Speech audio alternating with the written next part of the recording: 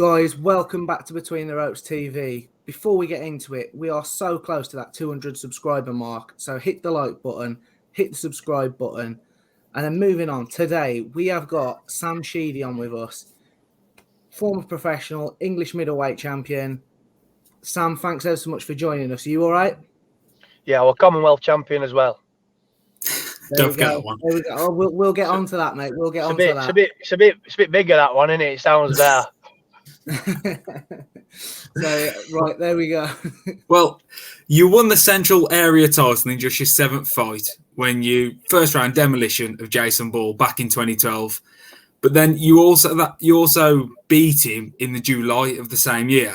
When you heard you had to fight him again for the Central Area title, how confident were you once you'd already beat him on points the same year?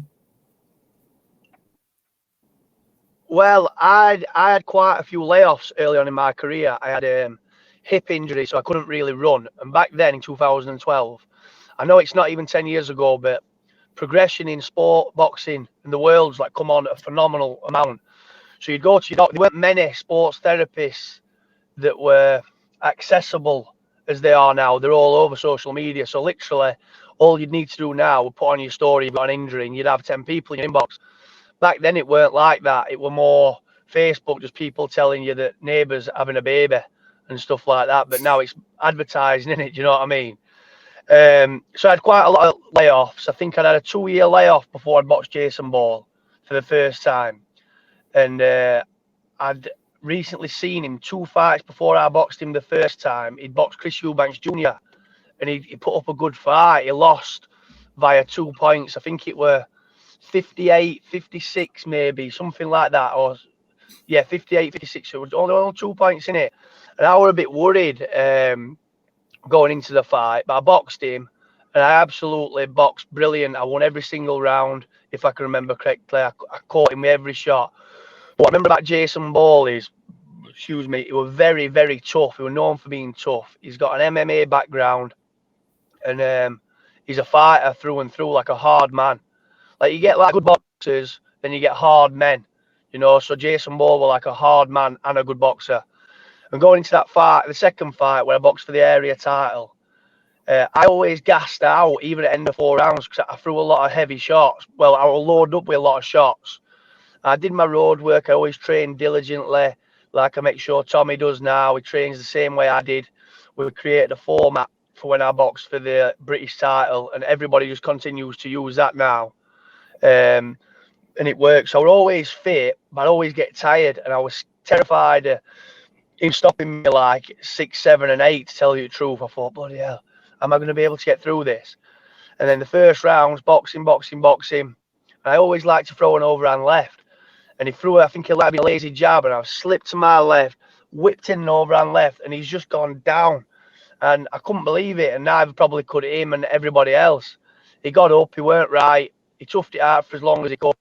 Referee stopped it, and I were elated. I were so happy. It were unbelievable. Like just to get through that fight. And I thought, after this, I'm really going to need to get my head around how I'm going to be able to get fit for 10 and 12 rounders. Because no matter what I did, I just couldn't help but be tired after 4. But anyway, it worked out for the best in that fight because I knocked him out in first round. So yeah, it was a brilliant performance. And to answer the question, I were very nervous going into the fight, especially it being a 10-rounder. Yeah. Well, let's jump forward to 2016, where you put on an amazing performance against former England captain Tommy Langford for the British middleweight title. But unfortunately, he did lose that one by split decision. Do you feel it was a right decision? Do you think you won it? What was the mindset coming out of that fight? It grates me, that fight. I never believed how good I really were. I'm a very difficult fighter to box, so difficult. When you keep hearing that, I'm a self-saboteur, so when I get compliments, I often think they're not really real or they're not true. They're a bit false to maybe keep me motivated, because that's what I do to people, or did. So I think, they're just lying. But I were good enough, and I didn't really believe I were until I'd say around 4 or 5. Then I really started believing. Let's go back to the beginning. So the first few rounds, I just didn't want to get knocked out live on telly. It was the biggest platform I'd ever boxed on. I thought I was terrified of getting knocked out on telly and everybody thinking, oh, he's a fraud. This were always going to happen, or even a step too far for Sheedy. And then but it weren't, like it wasn't.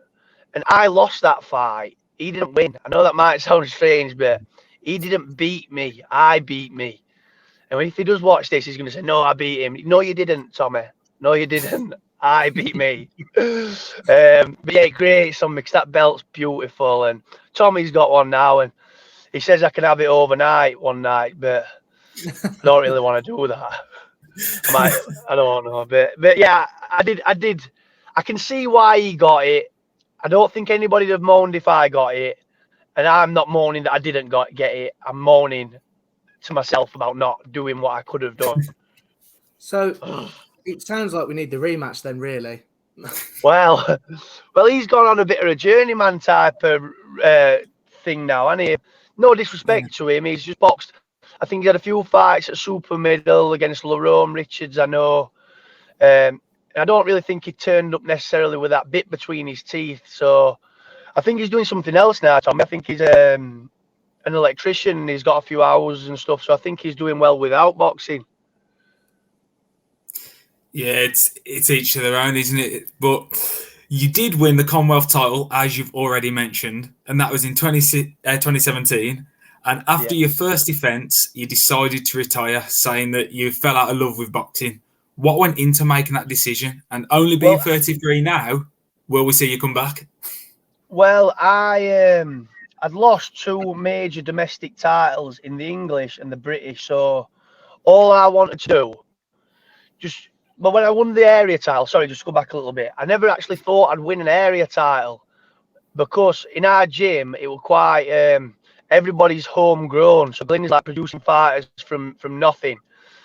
So John Fuchs, an amazing talent, he's made his comeback. If you've not interviewed him yet, I suggest you do. He's a brilliant fighter and he can speak well.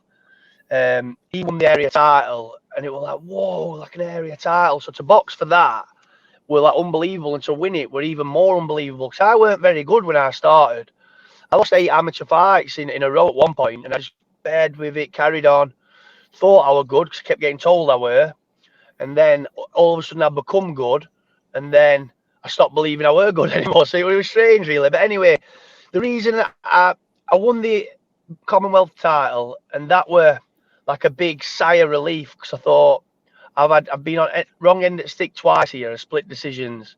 So I finally got my hands on something credible. So when I retire for the rest of my life, my kids can say my dad were Commonwealth champion, and it's a brilliant achievement.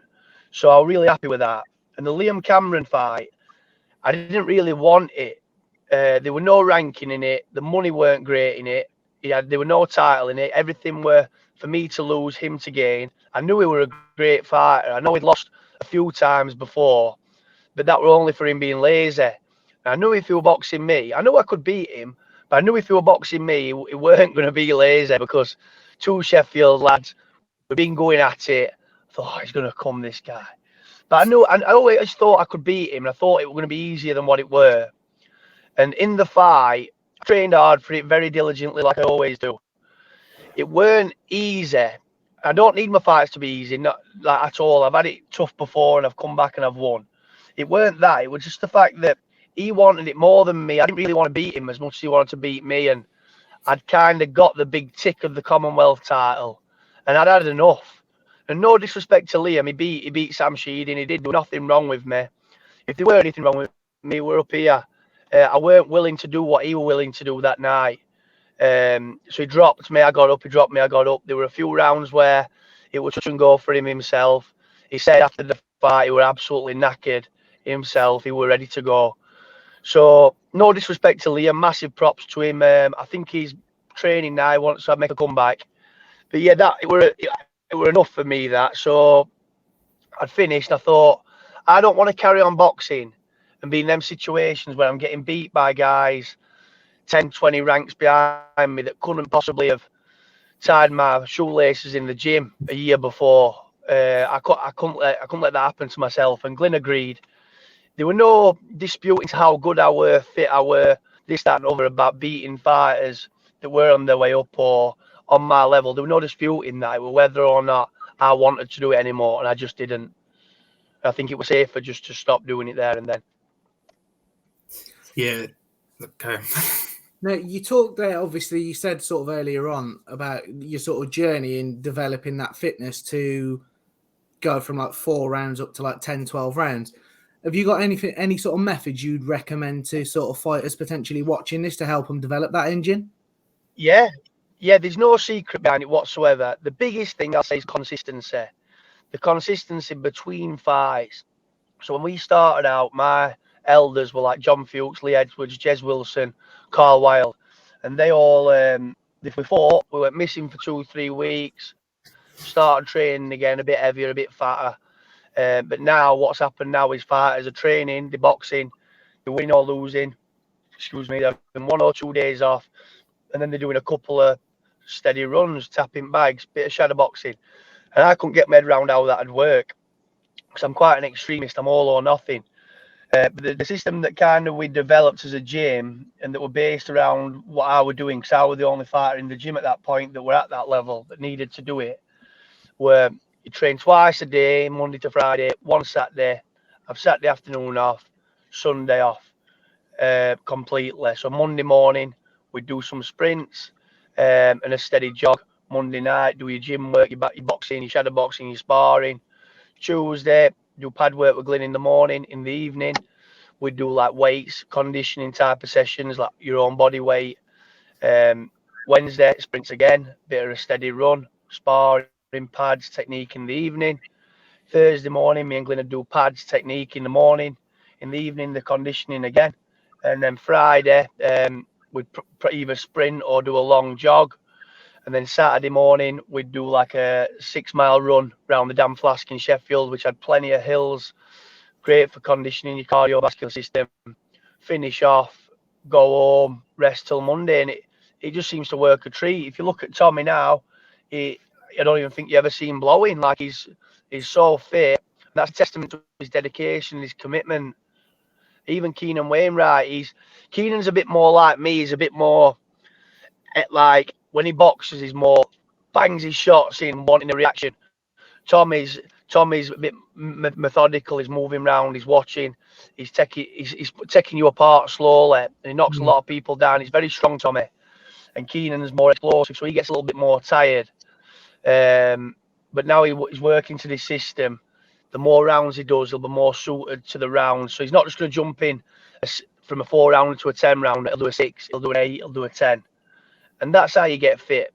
You get fit to box by boxing. That's the way it is. Yeah, it definitely makes sense.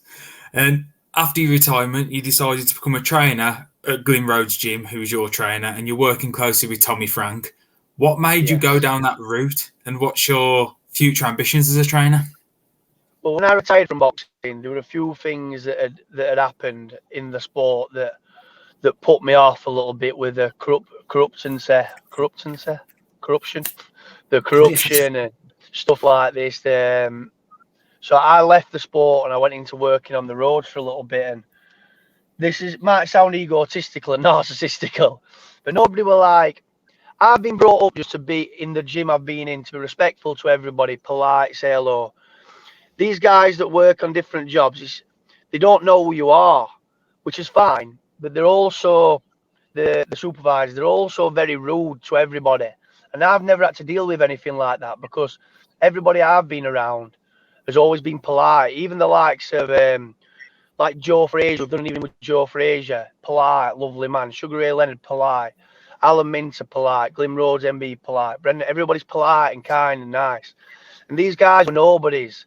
They're just supervisors on a site, and they were very, very rude. They'd ignore you, shout at you. Well, they never shouted at me.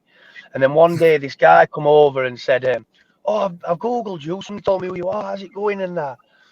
And I wanted to be a bit rude to him and say, "Don't be coming over polite now, because last week you ignored me 3 times, and you were going to shout at me until I looked at you away." So I didn't do that. I just went, "Oh yeah, you're all right," and that, and he actually brought his son to the gym to have a picture of my belt a few weeks later. So that were good. But yeah, so the way to get talked to on your building sites, this, that, other, it's just not a nice place to be. And when you're not around boxing, something I've done for over 20 years, you miss it like mad. And I sometimes need to try things to realise, seem to leave something to realise that's what I'm about, that's what I love. So I had to leave to know that's what I wanted to do. So to break it down, I weren't getting no recognition on the roads. So I went back to the gym where everybody knew me and wanted autographs. But pretty much, I love boxing. I left it, realised I loved it, I missed it. And yeah, I'd built like a reputation, a respectable reputation. And I want to be around them people and not people that aren't really in our echo chamber that know who we are. And no, I don't want to say that because that sounds bad. That sounds bad. People don't have to know who you are whatsoever. It's just, it's a nicer place to be in the environment what you've been learning all your life, you know. Yeah, you could really pick that up. In fairness, obviously, me and Scott came the other week and watched Tommy box, and being around you guys, you could sort of, as an outsider looking, you could really see the team sort of bond that you'd all got. Everyone sort of does their job, everyone's there for each other, and it's really nice to see. So I can see what you mean. Why you wouldn't want to necessarily let that go, especially to be sort of treated quite rudely on building sites or whatever. I weren't bullied. Weren't bullied, I don't like that. But Glenn's instilled that into us all from an early age. He's always had a camera, even before camera phones were around. He's always had a camera, and he never get. Oops, it is. What have I just done there? He never takes pictures of himself. It's always of others. I always found that strange till I got a bit older, and I think it's from when he were at Ingles Gym. I think it were all about Bomber, all about Naz. And everybody was just taking pictures of them. But Glenn makes a big deal about an 8-year-old kid that comes in, a fat keep fitter that comes in, not mentioning any names. It makes a big deal out of everybody, makes everybody feel special. Because I think in the environment he were in, it was 1 and 2 that made him feel special. And maybe that made him feel a way that he doesn't want to make us feel. So anybody comes in, it's hello, how are you? And it stops. It's not put on either. It's a genuine caring for each other at our gym, and it used to just be about that, but now Glenn's fruits are coming to flourish in the sense of I won the Commonwealth title, Tommy's British and Commonwealth champion, Keenan Wainwright's coming through, all his fruits are coming to flourish. So it's really working for Glenn. It's took a long time, but good things do take a long time. Yeah, definitely. No, 100%. We'll wrap it up there, Sam. Thanks ever so much for coming on, mate. We really do appreciate it.